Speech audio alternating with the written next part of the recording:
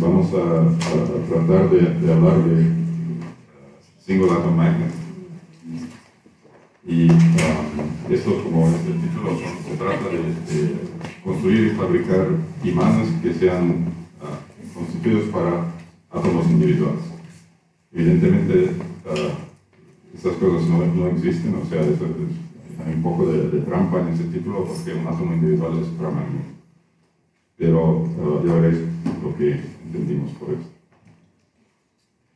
Vale, esta es una foto del campus que tenemos en Zurich. Esta es la parada del bus, para que sepáis cómo trabajamos ahí. Entonces, condiciones un poco distintas de borde respecto a lo que hay aquí. Bueno, a veces también hay gente que toma el bus. Entonces, el outline de este talk es una introducción sobre la importancia de estudiar el magnetismo en estructuras a pequeña escala. Luego, la evolución de las anisotropías magnéticas en estructuras pequeñas, y luego hablaremos de estos singulares. Bueno, ¿por qué estudiar el magnetismo? Primero, quiero decir que para mí es un tema de importancia fundamental de física de la materia, entonces tampoco necesitamos por esto una motivación práctica. Pero cuando se escriben proyectos y se busca financiación, siempre es importante subrayar este aspecto. Entonces, aquí os doy una idea de dónde vamos cuando investigamos material magnético. Todo el mundo sabe que hay discos duros de ordenadores que están basados en substratos, soportes magnéticos, donde la información digital está almacenada o stored en la dirección de la magnetización de unas regiones de una capa. Y ahora este tipo de memorias ya no existen en los ordenadores que se venden o digamos, van bajando muy rápidamente porque las memorias flash solid state memories son más rápidas. Pero sí que siguen existiendo, son servidores de datos, todo el cloud está basado en memorias magnéticas porque tienen un tamaño mayor. Y otros tipos de memoria de los cuales hablaremos mañana que se basan, son random access memories que se basan en el control eléctrico de la magnetización. Y ese tipo de memorias son memorias ideales porque son cada vez no volátiles, muy rápidas y digamos, muy robustas. Bueno, y al estudiar materiales magnéticos hay dos tipos de consideraciones que hay que hacer. La primera es, si hablamos de materiales, pues cuáles son las dimensiones de las regiones magnéticas que nos permiten, digamos, guardar datos. Sinceramente, cuáles son las dimensiones de los imanes que tratamos. Otra es por cuánto tiempo se puede guardar la magnetización. Y otra que es muy importante para aplicaciones es si tenemos un soporte magnético, ¿cuál es la dispersión de las regiones magnéticas que representan los bits? Dispersión puede ser en tamaño, como puede ser en propiedades magnéticas, como el campo coercitivo, la entropía, etc. Porque de esta dispersión depende todo lo que es en práctica, digamos, cómo funciona un aparato de escritura lectura. Si las propiedades de los bits cambian de un sitio a otro, pues será muy difícil para una cabeza como esta para poder escribir uno y otro. Bueno, se tiene que optimizar eso. Y luego la otra parte importante es cómo controlamos la magnetización. O sea, cuál es la posibilidad de leer la información magnética, cuál es la posibilidad de escribir y con cuál velocidad y con cuál gasto energético podemos hacer estas operaciones. Entonces, hoy en día nos ocupamos de este asunto aquí, en particular de las dimensiones. Y hablaremos del problema típico del magnetismo, que es si de un lado queremos guardar magnetización para un tiempo que puede ser muy largo, como años, y del otro queremos escribir la información. Y esas dos cosas muchas veces van una en contra de la otra. Para guardar la información magnética, lo que necesitamos es una barrera de anisotropía, que aquí está, digamos, representada por este constante K, que es una energía por unidad de volumen. Entonces, necesitamos una energía de anisotropía, este K multiplicado por el volumen del sistema, que sea mayor de KT, de la energía térmica que está presente en cualquier sistema. Entonces, si la energía de anisotropía es muy mayor que KT, pues ese tiempo de relajación de la magnetización será muy largo. Hay que pensar que este refactor aquí es del orden de nanosegundos. Entonces, se necesitan barreras de anisotropía bastante. ¿Qué es la anisotropía magnética? Es la propiedad de un material magnético de guardar la magnetización en una dirección preferencial. Por ejemplo, qué sé yo, si tenemos una capa magnética, puede ser la dirección perpendicular y no la dirección en el plano, ¿no? Y si regresamos a este tipo de cartoon, aquí se ve que los bits aquí tienen una dirección preferencial que es out of plane, ¿no? Y esto es posible porque este material tiene un eje de anisotropía que está perpendicular. Y alrededor de 2006 se hizo una transición en los materiales que llevan en las capas magnéticas de los discos duros. Se pasó de materiales a magnetización in plane a out of plane, porque permite una densidad mayor de almacenamiento de datos. Entonces, esta anisotropía, esta referencia, se mide con estas barreras de anisotropía, que podemos representar muy sencillamente como un pozo de potencial. Y el sistema se encuentra en uno de los pozos, ¿okay? Y luego, por ejemplo, al aplicar un campo magnético, ese pozo sube y a un dado momento el sistema hará una transición en el otro pozo, y esto quiere decir que la magnetización cambia de dirección, por ejemplo, de up a down. Entonces, para determinar el tiempo digamos, en el cual podemos almacenar datos, pues es importante ser capaz de modificar esta barrera de anisotropía. La otra cuestión es que queremos pasar de un pozo a otro de manera muy rápida.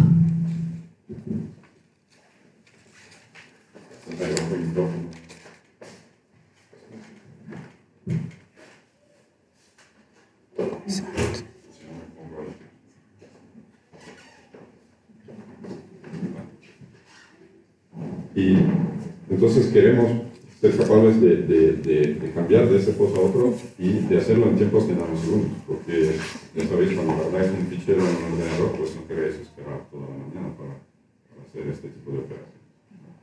Pero digamos, muchas veces el campo magnético, por ejemplo, que se necesita para escribir un bit es proporcional a la anisotropía, porque tenemos que vencer a esta barrera. Y entonces las dos cosas van un poco uno en contra de otro. ¿Cuál es el origen de la anisotropía magnética? Hay dos tipos de anisotropía. Una se le llama anisotropía de forma. Típicamente es más fácil para una aguja, un hilo, guardar la anisotropía a lo largo del eje que es perpendicular. Pero también hay otra forma de anisotropía muy importante que se le llama magnetocristalina, que deriva de la interacción de spin-órbita, que es algo que existe en cada átomo, y es la interacción que, digamos, esta sería la hamiltoniana de un átomo, la hamiltoniana electrónica, la energía cinética, la energía potencial, la repulsión electrónica, la interacción de Zeeman, Y a esto se le añade la interacción de spin-órbita, que es básicamente la interacción entre el momento orbital y el momento de spin de un átomo. Y es lo que permite de relacionar la dirección de la magnetización de spin a la simetría de las funciones de ondas de los orbitales de los átomos. Y por esto, en algunos materiales, por ejemplo, si cogemos el níquel, un material de simetría cúbica, tiene una dirección fácil de emanación y de magnetización que es, si no me equivoco, a lo largo de la diagonal del cubo, ¿vale? Y eso depende de este tipo de interacción. La interacción spin-órbita es una de las más pequeñas que existen en un cristal. Si hablamos de un metal de transición típico, como puede ser hierro o cobalto, es del orden de algunas decenas de milielectronvolts, o sea, muy pequeño comparado a todas las otras energías que existen en un metal. Pero, aún siendo tan pequeña, pues juega un papel muy importante para determinar la estabilidad de la magnetización y la dirección.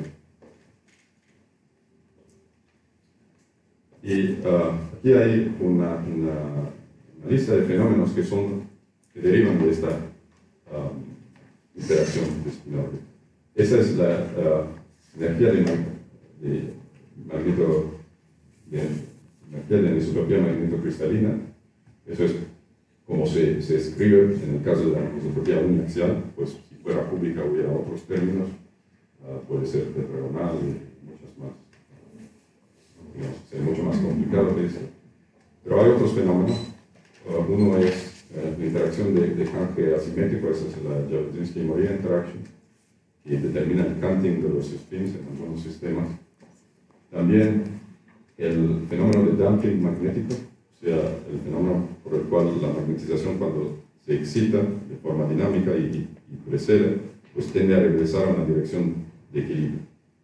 Ese damping es causado por la interacción de spin-órbita, que disipa el momento angular desde el momento de spin hacia el cristal, el lápiz.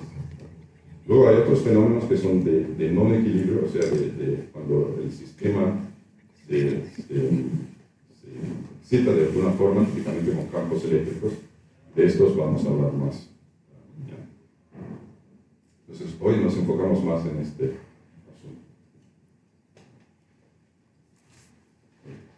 Entonces, uno de los retos que tenemos, si queremos, por ejemplo, seguir aumentando la capacidad de almacenar datos en discos duros, es disminuir el tamaño de los imanes. Y esto se puede hacer de varias formas, por ejemplo, adelgazando el grosor de capas, ¿vale?, hasta llegar a la monocapa.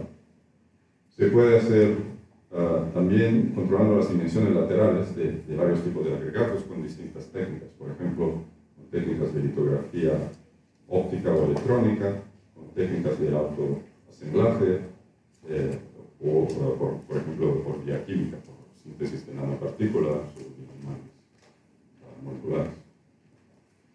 Hace, digamos, 20 o 30 años, la cuestión era si capas magnéticas muy delgadas pueden guardar su magnetización. Hay un teorema famoso que se llama de Mermin-Wagner, que dice que sistemas bidimensionales o monodimensionales no pueden tener magnetización permanente, simplemente porque las fluctuaciones de spin son tan fuertes en sistemas a baja dimensionalidad que rompen el orden magnético. Si imagináis una cadena monoatómica de átomos, una sola fluctuación rompe el orden en toda la cadena, lo que no es así en un cristal bidimensional. Y entonces, además de esto, digamos, el volumen del magnético del sistema disminuye al decrecer las dimensiones. O sea, esta barrera de anisotropía magnética pues decrece muy rápidamente con el volumen. Y el tiempo de relajación entonces disminuye. Este es el fenómeno del supermagnetismo, que lleva a fluctuaciones de momento magnéticos en distintas escalas, dependiendo de este ratio que hay aquí. Entonces el problema es cuánto podemos acercarnos a las dimensiones últimas de los constituyentes de la materia para tener un comportamiento similar a un ferromagnético. Y esta es la pregunta que intentaremos a las cuales intentaremos responder hoy. Entonces, ya se sabe, por ejemplo, se han medido muchos sistemas como nanopartículas, se conoce el comportamiento de los imanes moleculares y nosotros vamos hacia los átomos. Bueno, un factor que nos ayuda en estabilizar la magnetización en sistemas muy pequeños es el hecho que esta anisotropía, esta energía de anisotropía magnetocristalina, es decir, esta constante K, de la cual hablaba antes, aumenta al decrecer la coordinación de los átomos magnéticos en el sistema. O sea, aquí, disminuyendo el volumen, pues el volumen decrece, pero acá puede aumentar. Y esto, evidentemente, nos favorece. Y en algunos experimentos que hicimos hace tiempo, vimos como aquí la energía de anisotropía magnetocristalina per átomo de cobalto en sistemas depositados sobre el cristal de platino, pues aumenta muy fuertemente al decrecer la dimensionalidad de un sistema, o sea, de una capa muy gruesa, casi tridimensional, hasta una monocapa, una cadena monoatómica y unos átomos.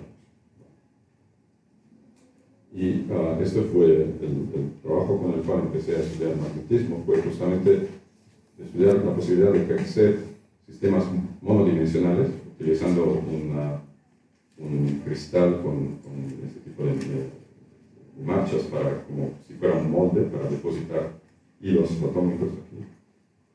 Y intentar buscar cuáles son las situaciones en las cuales tenemos los mejores hilos y después investigar el magnetismo. Y ese es un tema que fue también investigado aquí por Jesús y por otros. Y este paper fue uno de los papers que yo tenía en mi mesa con muchas anotaciones cuando hacía mi tesis, para intentar entender qué pasaba y también para un poco, digamos, tener una guía en el camino. Y había dos predicciones aquí en el abstract. Una dice que cadenas monodimensionales de átomos tienen una magnetic anisotropy energy, que es un orden de magnitud más grande de la que se encuentra en capas bidimensionales, que ya tienen una anisotropía aumentada respecto a cristales tridimensionales. Y la otra es que si somos capaces de crecer un sistema con un número de cadenas controladas, pues la anisotropía aquí oscila en función del número de cadenas, o si queréis, del grosor de los hilos atómicos. Entonces, en unas medidas que hicimos utilizando este tipo de crecimiento y técnicas de medidas de rayos X, con X-ray Magnetic Circular Dielectrics, son medidas de XMCD, donde lo que veis aquí es el momento magnético por átomo de cobalto medido en sincrotrón. Pues aquí vemos que al bajar la dimensionalidad del sistema, pasar de un sistema, digamos, una monocapa a un hilo monoatómico, la energía de anisotropía, esa constante K que sacamos de los piteos de esas curvas aquí, pues sube de más de un orden de magnitud, tal cual la predicción de y eso se puede ver aquí, por ejemplo, esta es la emanación de la magnetización de outer plane, in plane, y aquí también. Y la diferencia aquí es mucho mayor, y estamos midiendo a campo de 6 Tesla, que es muy grande. Eso quiere decir que el sistema aquí es muy anisótropo, o sea que esta dirección es muy hard, muy duro saturar. Y también lo que vemos es que el easy access cambia, oscila, de hecho, en función del grosor. Y es interesante notar que por la cadena monoatómica tenemos una histéresis y por la cadena diatómica no lo tenemos. Y esto es debido al hecho que la anisotropía por átomo decrece, porque aumenta la coordinación atómica entre átomos. Entonces la anisotropía decrece y perdimos el magnetismo. Bueno, otro tipo de estudio que hicimos era buscar el magnetismo de átomos single. Y aquí, de nuevo, es cobalto en platino, pero hablamos de agregados más compactos, recibidos siempre por evaporación en ultra alto vacío. Y si guardamos un recubrimiento muy débil de la superficie, lo que pasa es que si evaporamos cobalto a baja temperatura, los átomos de cobalto pues, llegan al substrato de platino, se pegan ahí y no se mueven. Esto hasta una temperatura de alrededor de 50 Kelvin. Entonces podemos tener una dispersión de átomos aislados de manera un poco casual. Esto se puede reproducir con la simulación de Monte Carlo, por ejemplo. Y aquí de nuevo encontramos una magnetización muy anisótropa, ¿vale? Eso es out of plane, in plane, con una anisotropía por átomo que es alrededor de 10.000 electronvoltios de valor, que es muy grande, es casi 5 veces más que en la cadena monoatómica y algo como 200 veces más que el cobalto en un cristal HCl. Y luego lo que vemos también es que si formamos agregados de tamaño más grande, aquí este es el tamaño medio, partículas que tienen 3 átomos o 8 en promedio, pues esa anisotropía decrece de forma muy drástica. Y eso es porque al coordinar los átomos entre ellos, pues se pierde momento orbital, ¿no? Ese es el momento orbital que medimos de los expertos de XMCD. Y al perderse el momento orbital, la interacción de spin orbital disminuye y la anisotropía magnética se va. Entonces, aquí se ve digamos, la ventaja del hecho que al disminuir la coordinación entre átomos, pues aumenta la anisotropía. Eso también es parte de digamos, que se estudió aquí también, pero por clústeres de níquel, si no me equivoco. Y es un comportamiento, digamos, general de partículas magnéticas. Si queréis, en partículas más grandes tiene que ver con el ratio entre el número de átomos en superficie y el número de átomos en volumen. Bien, ese tipo de anisotropía también no es solamente sensible a la coordinación, pero también al tipo de substrato. Y cambiamos, investigamos átomos de cobalto en una superficie de rodio, en lugar de platino, y se ve como ahora el eje fácil es in plane y el eje difícil es out of plane, y además la anisotropía es mucho menos. Entonces, el substrato aquí también juega un papel muy importante. De hecho, sin substrato no habría anisotropía, porque el substrato es el que rompe la simetría esférica de un átomo. Bueno, entonces nosotros siempre buscábamos un comportamiento de tipo magnético. Puede ser. Y vamos buscando mayores anisotropías. Entonces, una idea era de pasar de átomos 3D como el cobalto a 4D, que siendo más pesado tienen más interacciones spin-órbita. Y ahí también había cálculos. Es el momento magnético de átomos aislados que son aquí, 4D, en una superficie de plata, 1,00, y aquí va la anisotropía. Entonces, siguiendo esta predicción, el rutenio debería enseñar una anisotropía muy grande y un momento bastante grande, que son 3 magnetones de evaporar. Y hicimos nuestras medidas. En ese caso el sistema no era muy controlado, era como una dispersión de clústeres, o sea, teníamos monómeros, dímeros, trímeros, pero en ningún caso, ni en el caso de rodio o de rutenio, encontramos una señal magnética. Se vería aquí como un pico XMCD. Entonces, estas líneas planas así significan que no hay momento. Entonces, esta ruta no funciona. Y luego volvimos de nuevo atrás, mirando un poco cuáles son las estrategias para aumentar esta anisotropía magnética. Y bueno, resulta que ya la superficie de tipo 1,1,1, que tienen esta simetría, digamos, de threefold, puede ser platino, pero también grafeno tiene causa una anisotropía magnética importante por átomos de cobalto. Eso es así porque este substrato, el enlace químico entre el átomo y la superficie, favorece una interacción que es sobre todo axial. Y esta interacción axial, esto sería un axial crystal field, favorece una anisotropía magnética importante. Y eso también lo saben, de hecho, los químicos lo sabían antes y lo saben mejor que nosotros. Es una estrategia para sintetizar single molecule magnets, creando moléculas donde el átomo magnético, en este caso es un átomo de hierro, está, digamos, ligado solo con dos otros átomos de la molécula en una simetría axial. Entonces, un sistema que realiza ese tipo de interacción no es una superficie, digamos, metálica, sino más bien una superficie de un óxido. Y de ahí surgió la idea de hacer medidas en superficies de óxido como MgO, porque aquí los átomos de cobalto, también de hierro,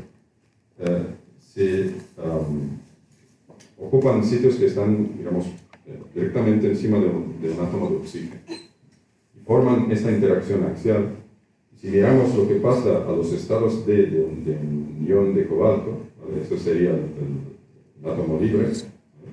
Donde hay simetría esférica, hay 7 electrones en los 5 orbitales d, eso según las reglas de Wundt nos daría un spin de 3 medios y un momento orbital de 3.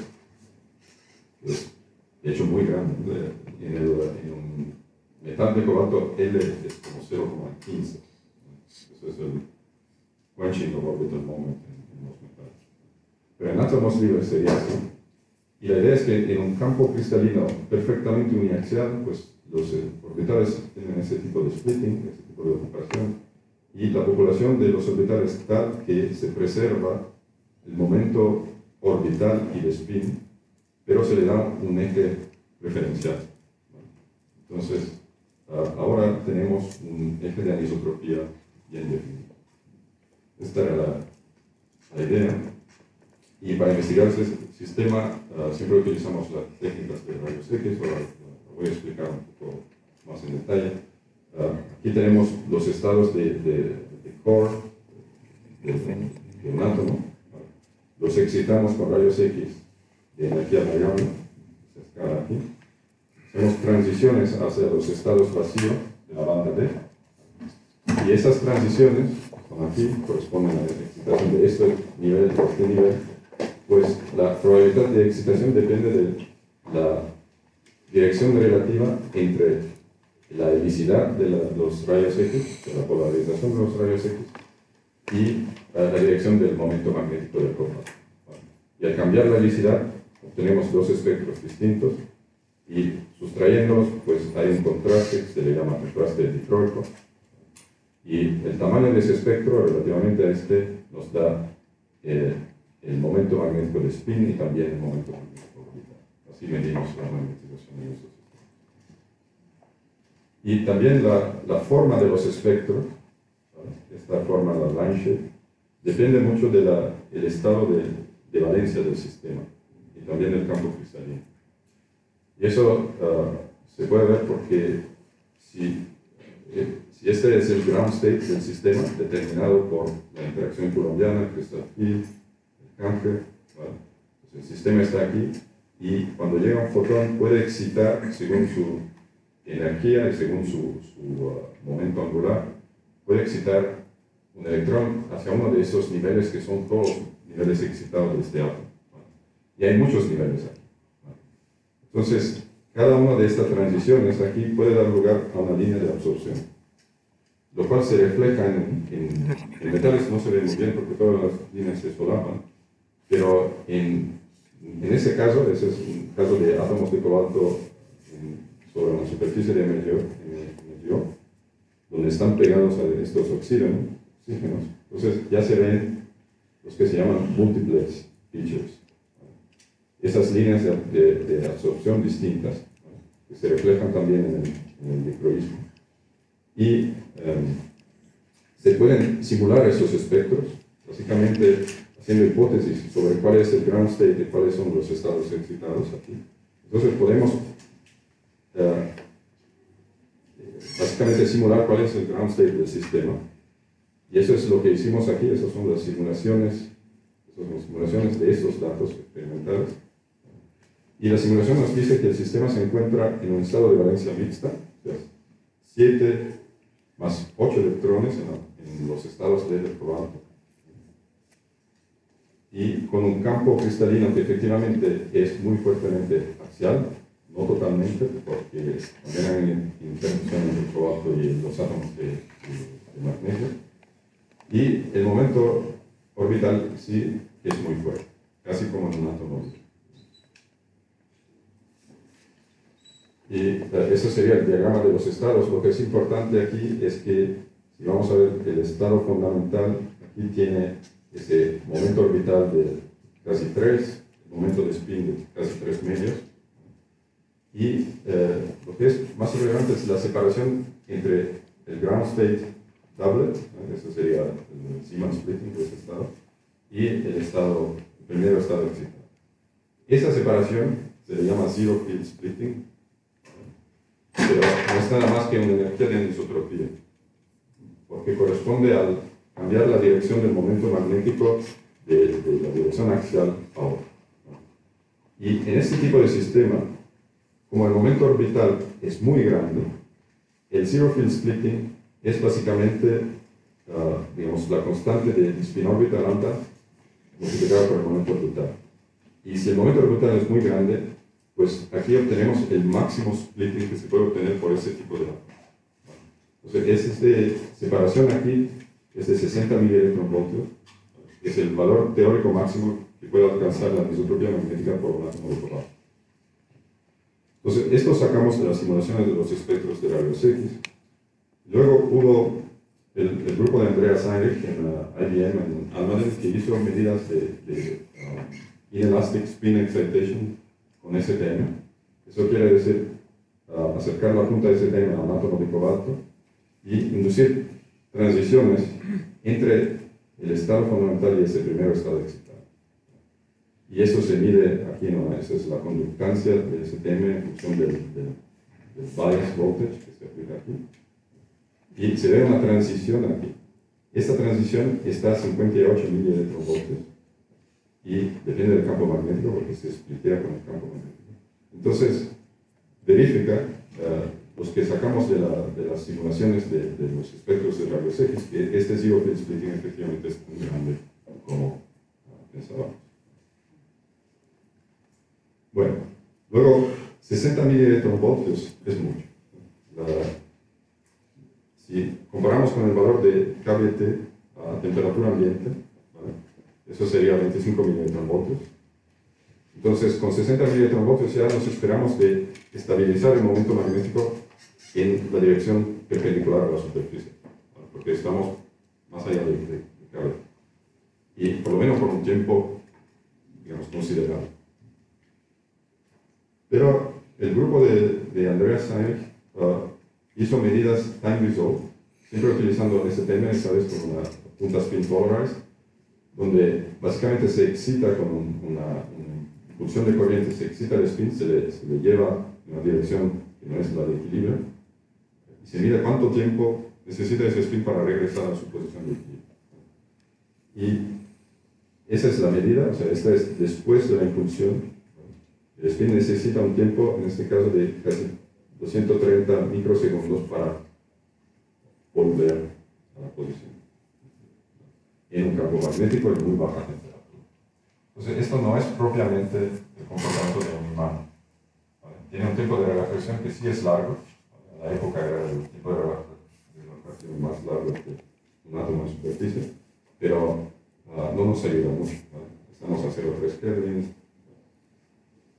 Entonces, la pregunta es, ¿por qué? Si disponemos de tanta anisotropía magnética, no hay permanencia, no hay estabilidad. Y la respuesta está aquí. Este es el diagrama este es el estado fundamental, el doblete, ¿no? Y ese es el primer estado excitado. Y esa es la barrera de anisotropía, esos 60 milielectronvoltios son casi 700 kilos. Entonces, el sistema no puede ir fácilmente de aquí a ahí y luego, digamos, pasar esta barrera, ¿no? Pero, en realidad, lo que pasa es que esos estados no son puros, o sea, no tienen, esa sería la proyección del momento orbital y ese es el spin, pero no son estados tan puros. Hay una componente de otro estado, ¿vale? Que es un estado que tiene cero momento orbital y un spin de un medio, que está mezclada con esto, ¿vale? Y esa componente, pues, mezcla, bueno, entonces hay una mezcla de estados así, y esos estados, pues, se pueden conectar tanto por transiciones, o sea, por transiciones electrónicas que implican un cambio de momento de spin de 1. Eso lo puede hacer cualquier electrón que esté presente en la superficie. Puede hacer un spin flip scattering, cambiar su spin de un medio a menos un medio y generar esta transición. Entonces, eso nos enseña que igualmente tenemos una anisotropía muy grande, pero el sistema puede hacer transiciones entre los estados up y down. Entonces la anisotropía no es suficiente. Eso también lo sabe la gente que trabaja con imanes moleculares, que para, digamos, estabilizar la magnetización en un pozo respecto a otro, se tiene que impedir que el sistema pueda hacer transiciones horizontales. Y por esto no se quieren términos en el crystal field que sean transversos. Bueno, entonces, ¿cómo se puede solucionar este problema? No sé cuánto tiempo tengo. Me quedan 15 minutos. 15. 20.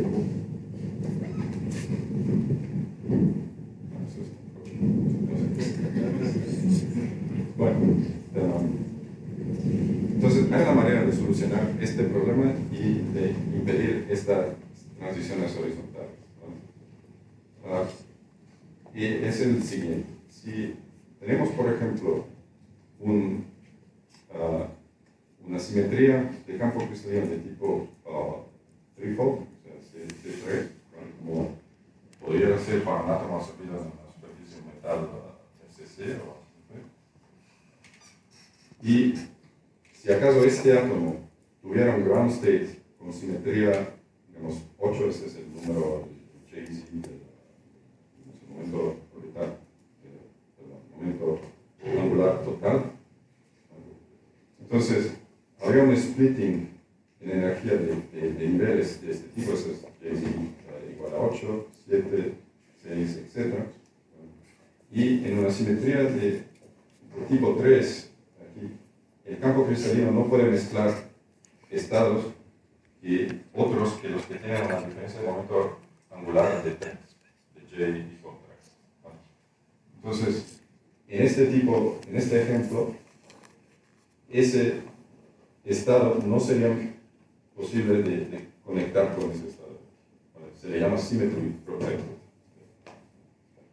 Y esa fue la razón que empujó a un grupo en Alemania, un grupo de Wolfegel, a publicar un paper aquí, diciendo que átomos de tierras raras, en particular el polvio, el platino 1,1, tienen una magnetización muy estable. Pero de hecho nosotros medimos este sistema y podemos ver que no es así, que hay algún error en las medidas aquí. Y además hubo otro grupo, el grupo de Wiesenberger en Hamburg, que hizo el mismo tipo de medidas por SSTM y vio que no había ninguna señal magnética por estos átomos de aluminio depositados sobre plata. Entonces, quedaba abierto el problema de estabilizar la magnetización de un átomo singular de superficie. Y nosotros volvimos al sistema MGO, que ya había dado resultados interesantes con el cobalto, porque hay esta interacción axial, precisamente. Y entonces aquí básicamente repetimos el experimento, pero esta vez utilizando volmio en lugar de cobalto. Y esos son los espectros medidos. Otra vez medimos espectros de absorción, hacemos simulaciones, podemos sacar estado de valencia. Aquí los electrones magnéticos son los 4F, y el átomo en superficie tiene una configuración F10 con un ground state que es Jz igual a 7. Eso es distinto del ejemplo de antes. Pero aquí tenemos un crystal field en la superficie de MgO, crystal field que es de tipo fourfold, porque esa es una superficie 1,0,0. Entonces, ese crystal field no puede conectar y mezclar estados. Por ejemplo, el 7 puede ser mezclado con el 3, porque hay una diferencia de 4, pero no puede ser mezclado con el 2. Y de hecho no puede ser mezclado con el otro estado, menos 7 y más 7 no pueden mezclarse entre ellos. Y para nosotros el ground state es este doblete de aquí que tiene esta mezcla. Esta es la mezcla debida al fourfold crystal field. Esos son todos los estados que difieren de 4. Pero no se puede mezclar ese estado con ese estado. Y eso es el diagrama de los estados más bajos. Ese es el doblete fundamental. Ese es el segundo estado, el primer estado excitado y el segundo. Bueno, lo que nos interesa a nosotros es, si estamos en una configuración magnética, ponemos un campo magnético para polarizar los átomos, ¿cuánto tiempo puede quedarse la magnetización? Esa es la pregunta. Y para esto tenemos que tener en cuenta cuáles son las transiciones posibles que pueden destruir la polarización. Y hay dos tipos de transiciones en una superficie que pueden inducir spin flips. Una son las transiciones electrónicas, que como decía antes, implican un cambio de momento angular de 1. Y también hay transiciones debidas a fonones, o sea, vibraciones de la superficie que pues destruyen o modifican el spin. Y esas pueden tener un delta m igual a 1 o también igual a 2. Entonces podemos hacer transiciones de este tipo, entre ese tipo de estados. Bueno, lo bueno de trabajar con una superficie de MgO es que esta es un aislante. Y de hecho tiene propiedades muy interesantes, porque si se deposita en plata, tiene digamos una red cristalina que más o menos se ajusta al MgO, ese MgO se vuelve aislante a partir de la segunda capa. Porque la primera está en contacto con el metal, no es tan aislante. Pero ya a partir de la segunda y luego con la tercera y cuarta, las propiedades de no poder conducir electricidad, o si queréis el gap entre banda de conducción y valencia, sube. Y así con solo dos monocapas ya tenemos un aislante, lo cual quiere decir que la densidad electrónica que ven los átomos de horno en esta superficie es muy débil. Y entonces todas las interacciones spin-electrón disminuyen respecto a una superficie metálica. Y de hecho, si medimos la magnetización de los átomos de horno, este es el espectro insensible de horno, nos fijamos aquí con la energía del fotón y medimos esta intensidad en función del campo magnético. Medimos una curva de Hesperides por un sistema que es básicamente una dispersión de átomos aislados en una superficie de energía. Y esto a una temperatura ya, digamos, claramente baja, pero ya es mucho más que 0. Y podemos medir el tiempo de relajación de ese sistema. Lo que hacemos es preparar el sistema en ese estado, aplicando un campo magnético. Luego, reducimos el campo aplicado, vamos hacia allá y empezamos a medir. Esos son los botones. Y lo que se ve es, midiendo el extensibility, se ve una curva que decrece en función del tiempo. Entonces, el momento sí relaja. Eso quiere decir que los átomos tienen una distribución aleatoria de su orientación de momentos, pero lo hacen en un tiempo muy largo. A 10 Kelvin estamos en el orden de media hora. Eso es mucho para un átomo aislado. Y igualmente lo que pasa es que si queremos magnetizar el sistema, tenemos un problema. Aquí preparamos el sistema en un estado down, ¿no? y queremos magnetizarlo en el estado plasma, aplicando un campo. Y tenemos el problema que eso también nos lleva a un tiempo. O sea, la relajación no es solo yendo hacia abajo, pero también si queremos magnetizar en un campo, pues tenemos problemas porque el sistema no puede intercambiar momento angular fácilmente. Y aquí el tiempo de relajación en este caso también es del orden de media hora. Muy bien, si comparamos ese sistema con los imanes moleculares, eso es el récord para los single molecule magnets, ¿vale? Ya vemos que el tiempo de la relajación es muy largo y de hecho se mantiene hasta una temperatura bastante elevada. Y por eso le llamamos single atom magnet. Evidentemente no están aislados, hay la superficie por fuera. Y podemos comparar ese caso con lo de la magnetización de átomos de olmio en un cristal de lithium chloride. Esas son medidas antiguas de Mr. Rutherford en 2001. Y también observaron un ciclo de histéresis para estos átomos, pero a temperaturas de 50 milikelvin. Entonces hay algo distinto que tiene que ver con la coordinación del átomo de olmio en la superficie, que es muy distinta a la que tiene en el cristal. Esto sería una impureza en el cristal. Bueno, y el otro elemento del cual no hemos hablado mucho es que podría explicar este tiempo de relajación tan largo, tiene que ver con los fonones. Y los fonones es el otro mecanismo que permite intercambiar momento angular y entonces hacer spin flips en ese sistema. Y hay diferentes mecanismos con los cuales un sistema magnético puede intercambiar momento angular a través de fonones. Pero todos estos dependen, de cualquier manera, de la densidad de estados de los fonones, que típicamente tiene ese tipo de curva en función de la energía del fonón mismo. Y las energías que nos interesan son las que se ajustan a las transiciones de spin del sistema, que típicamente son muy bajas. Y aquí hay muy poca densidad de fonones. Y eso posiblemente es la clave para entender ese tipo de comportamiento.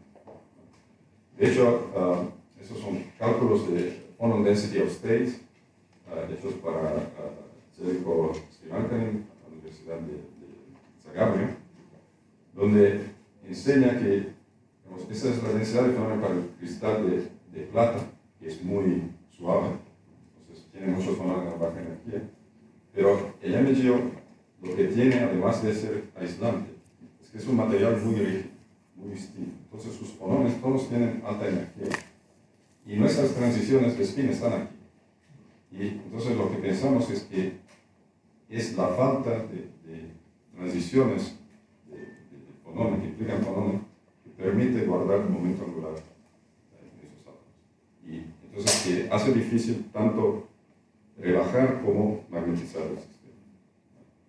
Y este es, digamos, curvas de magnetización medidas para diferentes grosores de MgO, donde se enseña que el histéresis se abre, entonces la relajación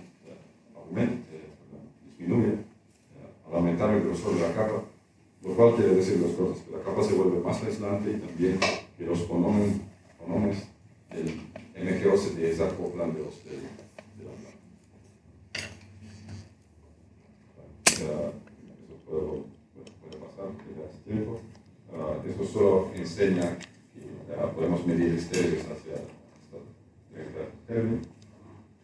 Y lo que creemos es que el tiempo de relajación en nuestras medidas está limitado no tanto por el sistema, cuanto por el hecho que utilizamos rayos X que influyen en el sistema. Esa era la pregunta ayer. Y aquí se ve que al medir con flujos de fonones de rayos X que aumentan, el tiempo de relajación baja. Lo que pensamos es que los rayos X excitan electrones en el sustrato y esos electrones inducen transiciones. Y de hecho hay un paper muy reciente, publicado por el grupo de IBM de Almaden, que donde hicieron medidas en nuestro mismo sistema, que no sabían que lo íbamos haciendo, y enseñan que básicamente la magnetización de un átomo de horno aislado, pues a la temperatura de esas medidas, es estable. O sea, no la pueden, no cambia, a no ser que ellos mismos pulsen la corriente del STM y inducan transiciones. Entonces, eso le llaman reading and writing single atom magnet. Y también han medido, esto es muy interesante, han medido los espectros de electron spin resonance para STM. Es una medida local de resonancia de spin. Es una técnica nueva y creo muy interesante. Que ya permite de medir la interacción dipolar, por ejemplo, entre átomos, permite estimar el momento magnético. Hay alguna diferencia respecto a los que medimos nosotros, que es 40% menor de eso. Pero bueno, eso puede pasar por diferentes razones, pero es en principio potencialmente una técnica muy interesante. Y con eso termino. Entonces, quiero, digamos, resumir cuáles son los factores que determinan la posibilidad de guardar la magnetización en un sistema muy pequeño. En primer lugar, necesitamos anisotropía magnética. Bueno, eso es claro. Sin alguna simetría, pues no hay posibilidad de guardar una dirección más que otra. Pero luego tenemos que ver cuál es la estructura cuántica de los estados magnéticos y evitar que el llamado quantum tunneling, o sea, la mezcla de estados causada por el campo cristalino, induzca transiciones que básicamente cortan la barrera. Y otra cosa que es fundamental es reducir la posibilidad del sistema de intercambiar momento angular, tanto por vibraciones como por transiciones. Entonces hay que juntar todas esas cosas para aumentar la velocidad. Bueno, y luego quería agradecer a la gente que participó en esos estudios, en particular a Sebastián Stefano, Luca Persichetti del grupo en Zurich, a Fabio Donati, Stefano Sponi en Lausanne y el grupo de Andreas Heinrich en Bremen. Y las medidas de sincrotrón se hicieron en el SRF y Swiss Land Source. Y gracias.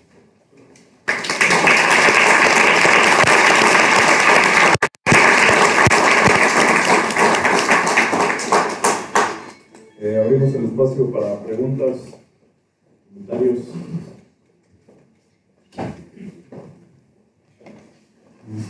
Bueno, muchas gracias por la plática, estuvo realmente interesante. Tengo un par de preguntas. En el caso del sistema de cobalto sobre óxido de manganeso, nos trata de una isotropía de 60 electronvolts, teórica 58 experimentalmente. ¿Cuál es el valor de la anisotropía en el caso de holmio, por ejemplo?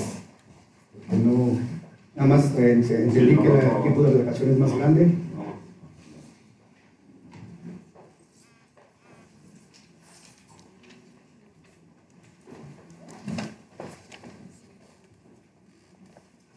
No lo comenté, pero resulta ser bastante pequeño, o sea, 4,5 milielectronvoltios. Hay una cierta incertidumbre en este número, porque aquí no tenemos estas medidas STM que enseñan. Pero es muy por debajo de la del cobalto en el meteoro. Pero el sistema en sí es más protegido por esas condiciones. ¿Y a qué se le podría atribuir que la anisotropía es más? Bueno, eso es interacción de spin órbita también. Luego, el valor de ese zero field splitting depende de la composición de los estados, o sea, cuáles son los niveles JZ, cuál es el crystal field, todo esto. Y la siguiente pregunta está relacionada, bueno, aquí es claro que si cambia el sustrato, cambia la geometría y por lo tanto uno puede manipular o tunear el valor de esa anisotropía. Pero he visto cálculos tipo DFT que no pueden reproducir valores, sobre todo en el caso de cobalto, sobre LDO de 60 electronvolts. Y solamente si uno hace un truquito tipo LDO+U, ahí le da un valor, pero está muy lejos de reproducir un valor tan grande.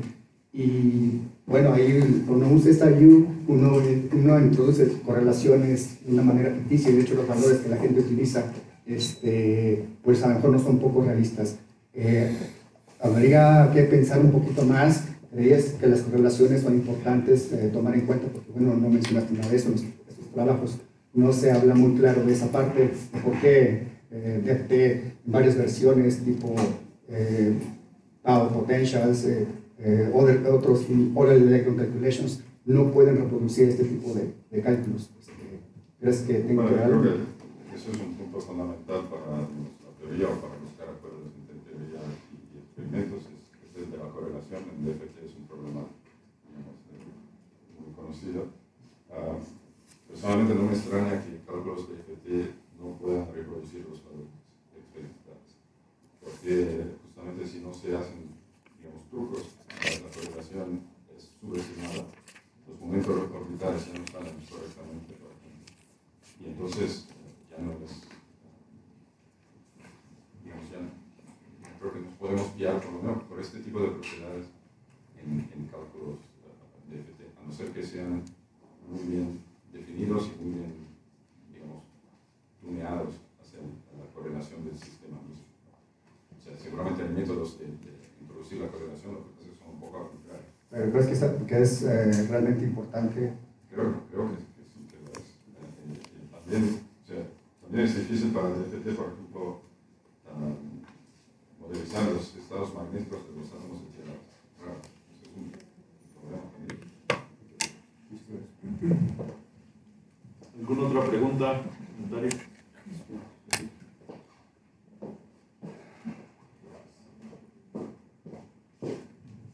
Muy buena plática, muchas gracias.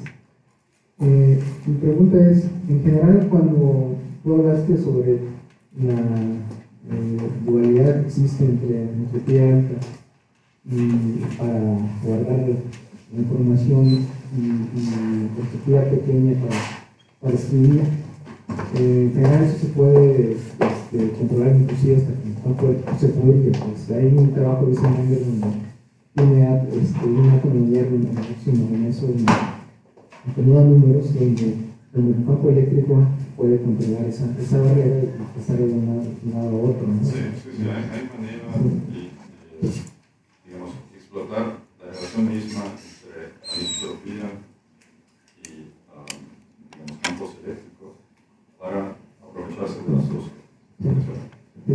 La pregunta va un poquito sobre tu tema.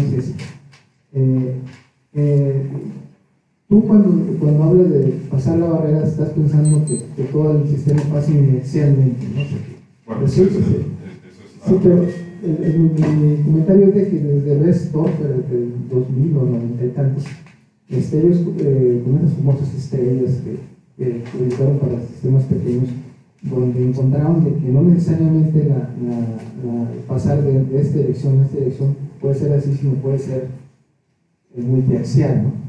Sí, pero esto era, o sea, esos medidas a las cuales te refieres eran por nanopartículas. Sí. O sea, ya es un sistema que tiene una cantidad de niveles que casi continuo. Claro, Entonces, claro. ahí hace sentido hablar de trayectoria de la magnetización. Aquí estamos hablando de estados de spin discretos. Entonces, el sistema, digamos, para ir desde allá hacia allá, pues tiene que...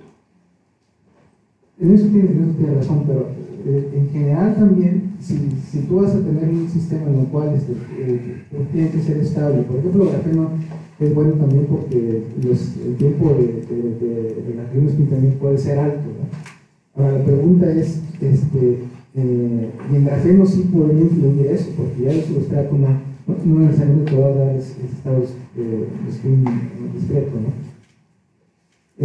¿Ustedes tienen algún sistema donde puedan monitorear totalmente con los campos magnéticos si la transición puede ser multiaxial o uniaxial?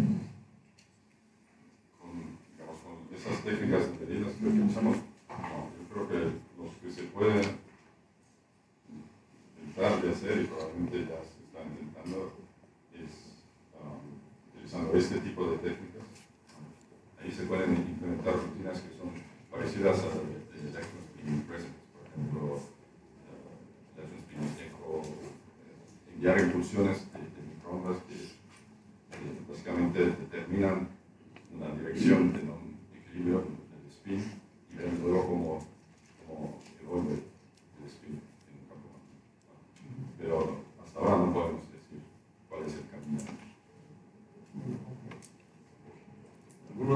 pregunta, comentario. Sí. Adelante, si estás primero.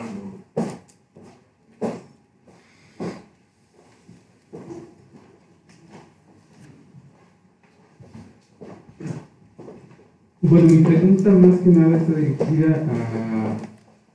Bueno, actualmente hay tres principales problemas en, más que nada, aplicaciones para grabado magnético. Uno de ellos es la capacidad de escritura, la capacidad de lectura y la estabilidad tanto térmica como estabilidad magnética. ¿Tiene mediciones o predicciones de estabilidad térmica o de puntos de Fourier para estos sistemas que ustedes están trabajando? Sí, es lo que enseñé antes, ¿no? Entonces,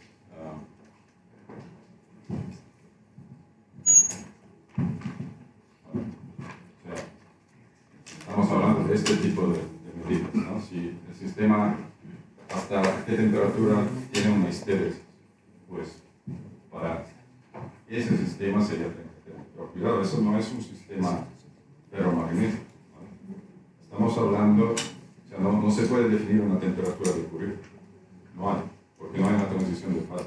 Estamos hablando de momentos magnéticos que están en pozos de potenciales que son metastáticos.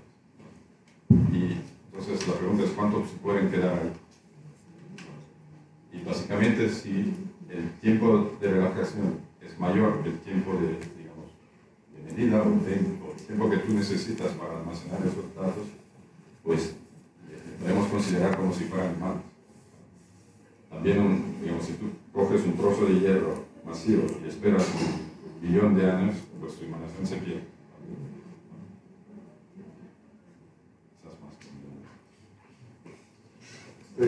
Edgar, por favor. Hola, muchas gracias por la plática.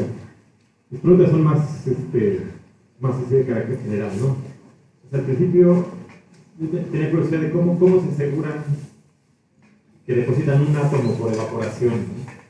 Al principio enseñaste, ¿no? Que decías, bueno, hacemos a baja temperatura, pero yo me imaginaría que es difícil de controlar, ¿no? Para que caiga un solo átomo, ¿no? Bueno, pero, y la segunda parte sería, si de alguna forma piensan cómo manipular estos átomos, ¿sabes?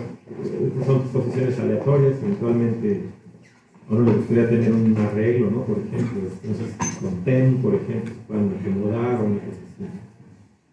bueno, es un punto importante. Digamos, la primera pregunta es cómo nos aseguramos de tener átomos aislados en lugar de plásticos. Y bueno, esto llega del hecho que hacemos una caracterización previa, que es bastante larga, para saber cuáles son las condiciones, tanto de recubrimiento como de temperatura, para guardar la dispersión de monómeros. Evidentemente, siendo un proceso casual, siempre hay un porcentaje de dímeros, antímeros y otras que existen, pero digamos, por recubrimientos que utilizamos que son del orden de 1% de nanocapas, estamos alrededor de 97% de monómeros. Y eso se mide también con STM, la temperatura o un rango de temperaturas. Y también es estable, o sea, si tú esperas a temperatura baja, los átomos no difunden suficientemente para formar. Otra parte evidentemente sería bonito tanto por controlar el sitio donde están los átomos, por muchas razones. Una es porque no solamente hay la posibilidad de formar agregados, sino que también hay la posibilidad de que estos átomos se peguen a defectos de la superficie. O sea, no olvidemos que la superficie, cualquier superficie tiene escalones, tiene vacancias, y que estos átomos se van un poco en todos los lados. Entonces, la situación ideal que yo enseñé de átomo encima de oxígeno, pues se da en terrazas, pero si hay defectos, puede ser. Y esto también puede explicar algunas diferencias entre las medidas de ese tipo, ¿vale? STM, donde van a buscar el átomo que está en la posición posición, la buena, y las nuestras, donde pues seguirían muchos átomos a la vez. La otra razón por la cual sería bueno buscar una orden en el plano de esos átomos es que hay interacciones dipolares entre átomos. O sea, el campo magnético debido al momento de uno influencia el otro. Y eso también influencia el tiempo de relajación. Entonces, si se pueden arreglar su posición, pues se podría controlar. Y eso es algo que se intenta hacer también. No es propiamente el trabajo nuestro, más bien del grupo de Harry Brune en Lausanne. Ellos están muy enfocados en esto. Es intentar crear superficies con superlátices donde los átomos pues tengan una posición de absorción preferencial. Y bueno, no es fácil, pero quizás algo se puede. Ok, agradecemos de nuevo a nuestro invitado.